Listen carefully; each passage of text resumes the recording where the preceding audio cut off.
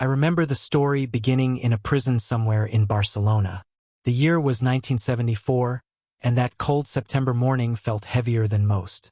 The air hung still inside a narrow cell where a young man had spent his final night on Earth. His name was Salvador Puig Antic, just 25 years old, an anarchist who'd been condemned for the fatal shooting of a police officer during a chaotic gunfight. He knew exactly what was coming for him, and that it was only a matter of hours before his life would end. But the death waiting for him wasn't going to be quick or merciful. It wouldn't be the sharp crack of a bullet that ends things before the mind has time to register pain, or a clean slice of the guillotine that brings instant silence. It wouldn't even be a hanging done properly, where the neck breaks fast and the body drops limp. No, his executioner would use something far worse: the garrote. It's a grim device, a chair fitted with an iron collar that locks around the prisoner's neck. Behind it sits a screw, and as the executioner slowly turns that screw, the collar tightens inch by inch. The throat begins to close, the trachea crushes, blood flow to the brain cuts off, and after long minutes of sheer awareness and terror, the condemned dies, either by strangulation or by a snapped neck. That was the Spanish garrote, a method of execution that had been used in Spain for centuries, at least since the 1600s, and unbelievably, it remained legal right up until that same year, 1974. Spain was the last country in Western Europe to give up this cruel ritual of state killing. I wanted to understand it better, to trace where it came from, how it evolved from a simple rope into a machine of deliberate suffering. Over time, the garrote story became more than just the tale of a tool. It became a reflection of the societies that used it, societies that didn't just want to end a person's life, but wanted to make sure they felt it every step of the way. The word garrote itself comes from French, garrote meaning tourniquet or stick, something you tighten. At its heart, the idea is strangulation, one of humanity's oldest ways of execution. The ancient Romans strangled their high-profile prisoners in an underground dungeon called the Tullianum. The Persians had their own method, often using ropes. But the specific mechanical garrote, the one we associate with Spain, seems to have appeared on the Iberian Peninsula during the late Middle Ages or early Renaissance. The first designs were simple, just a wooden post with an iron collar and a screw. The condemned would be tied to the post, the collar fitted around the neck, and then the executioner would turn the screw until life was slowly pressed out of the body. In theory, this was meant to be more humane than hanging, more controlled, maybe even quicker. But the reality depended entirely on who was turning the handle. Some executions dragged on for long, horrifying minutes depending on the skill or cruelty of the man behind the device. By the 1500s and 1600s, the garrote had become Spain's official method of execution for criminals of all kinds, including nobles. That part mattered because in those times your social class decided what kind of death you got. Commoners were hanged in public squares, a death meant to shame. Nobles, on the other hand, were beheaded, a cleaner, more honorable way to die. The garrote sat somewhere in between. Not as humiliating as the gallows, but not quite as dignified as the sword. It was practical too. It didn't take up much space, didn't need a skilled swordsman, and worked efficiently enough for crowded cities. Over the centuries, the design got more refined. By the 18th century, a standard garrote was a wooden or iron chair, sometimes bolted to the floor, sometimes portable. Behind it stood a vertical post, fitted with an iron collar that could open and close. A large screw or crank stuck out the back, the executioner's tool for tightening. The condemned would be seated, often tied down to keep from struggling. A priest might offer a crucifix to kiss and whisper a final blessing. Once the prayers were done, the executioner, usually standing behind where the prisoner couldn't see him, would start to turn the screw. What happened next was pure horror dressed up as justice. As the collar began to tighten, the jugular veins closed first, trapping blood inside the skull. Pressure built until it felt like the head would burst. The face swelled, the eyes bulged, the skin darkened to a deep purple. The victim stayed conscious through it all. When the screw kept turning, the carotid arteries pinched shut, cutting off oxygen to the brain. The condemned might lose consciousness after 10 or 15 seconds, but that wasn't the end, just the beginning of the dying. The executioner kept turning, crushing the windpipe, collapsing the throat. In some versions, a steel spike was built into the collar, designed to pierce the spine when the screw was turned all the way. It made the death quicker, but infinitely more gruesome. Depending on how smoothly things went, it could take anywhere from less than a minute to more than 5 before the body finally went still. For most of its history, garrote executions were public events. People would gather in squares just to watch. Like hangings or beheadings, they were meant to teach a lesson, a brutal reminder of the power of the state and the price of defiance. Public executions weren't just instruments of fear, they were also a form of entertainment. People came from every walk of life to watch. Vendors wandered through the crowd selling roasted nuts, bread, and cheap wine. Families even brought their children, as if they were attending a carnival. It was a strange, almost theatrical mix of justice, morality, and morbid curiosity. A dark ritual where the line between punishment and spectacle disappeared. One of the most famous of these executions happened in 1821. The condemned man was Rafael del Riego, a liberal general who had dared to rise up against Spain's absolutist monarchy.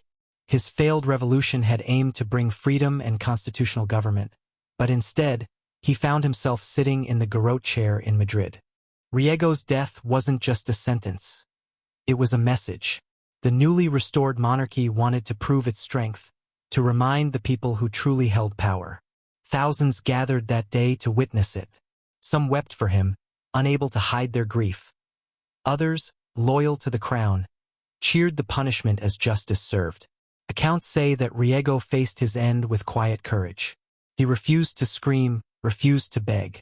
His composure made him a hero in death, and his execution sparked outrage among liberals across Europe.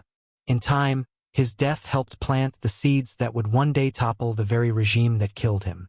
As the 19th century went on, new ideas about justice began sweeping through Europe. Philosophers, reformers, and lawmakers started to ask hard questions about punishment itself. Was the garrote anything more than legalized cruelty? Did public executions teach morality, or did they just feed society's appetite for violence? Gradually, countries began to change. Some abolished the death penalty altogether. Others kept it, but moved executions behind closed doors, away from cheering crowds and public squares. Spain, however, resisted. Tradition ran deep there, and so did the belief in harsh justice. The garrote remained the official method of execution, though it went through a few modern updates. In 1832, engineers redesigned it to include a metal spike that pierced the spine when the screw was fully turned. This new version was supposed to bring about quicker, less painful deaths, at least in theory. They called it the garrote vil when used on common criminals, and the garrote noble when used for nobles or political prisoners. Even as most of Europe moved on from such punishments, Spain held on to it. Through the 19th and well into the 20th century, the garrote kept claiming lives. Then came the Spanish Civil War from 1936 to 1939, a time when execution became almost routine. Both sides used the garrote to eliminate enemies, whether soldiers, activists, or suspected traitors. And when Francisco Franco seized power and turned Spain into a fascist dictatorship, the garrote became one of his favorite tools of control. During the 1940s and 50s, thousands of people were executed, not just criminals but anyone who opposed Franco's rule. Firing squads were common, but the garrote carried a different kind of message. It was reserved for those the regime wanted to humiliate. Death by garrote wasn't considered honorable like being shot.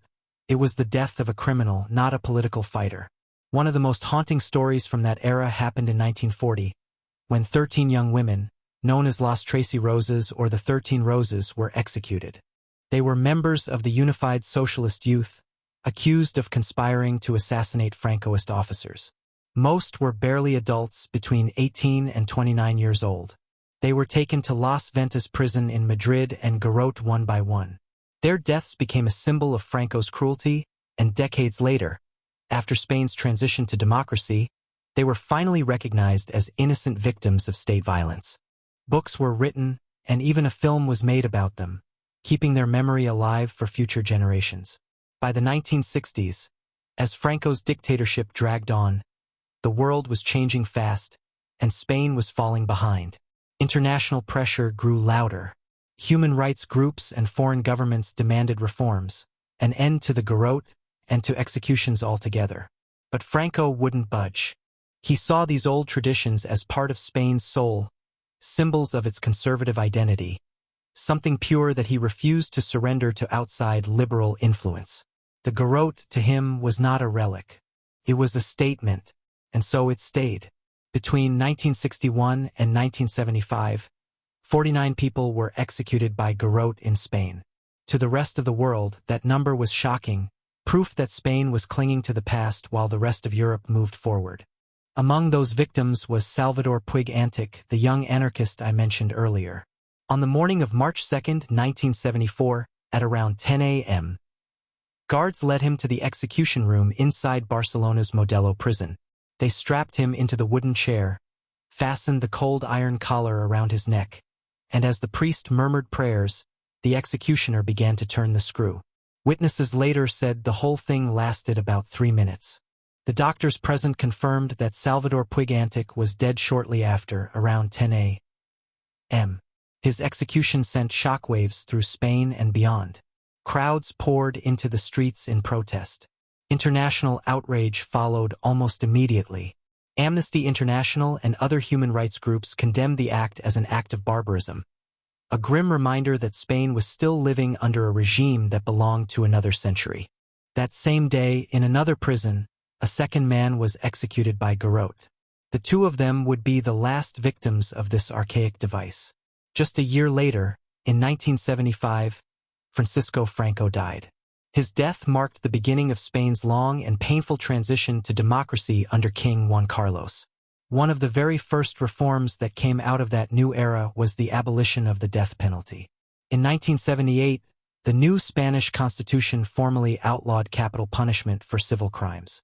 It technically remained possible for military offenses during wartime, but that final loophole was closed in 1995, when Spain abolished the death penalty entirely.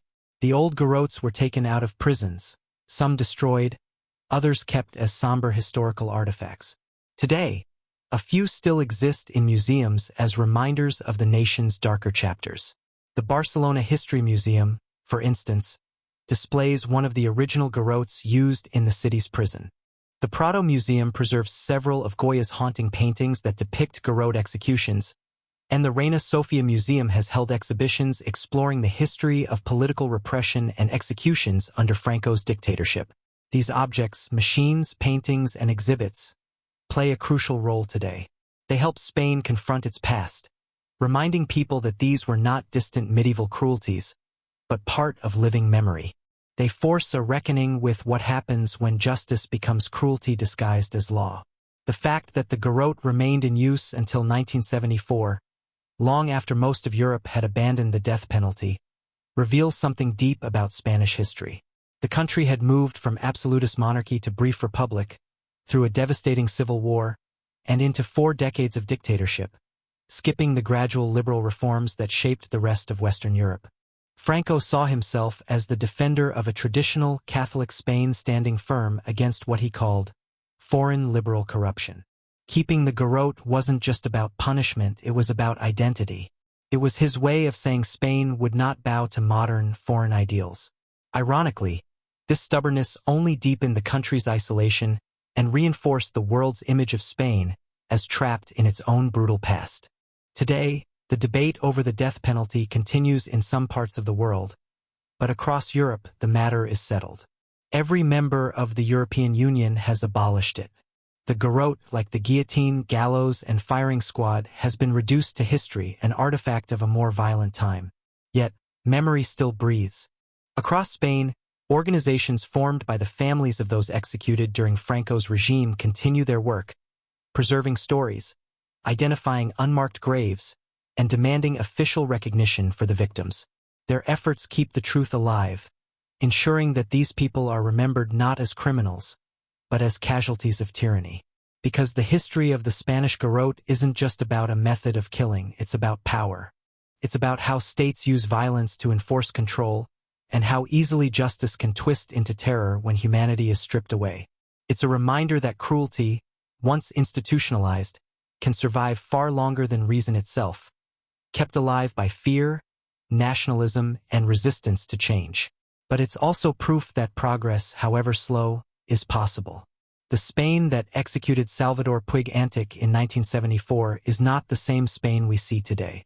The garrote, now locked safely behind museum glass, has become a tool for learning, a stark symbol of a past that must never be forgotten and never, ever repeated.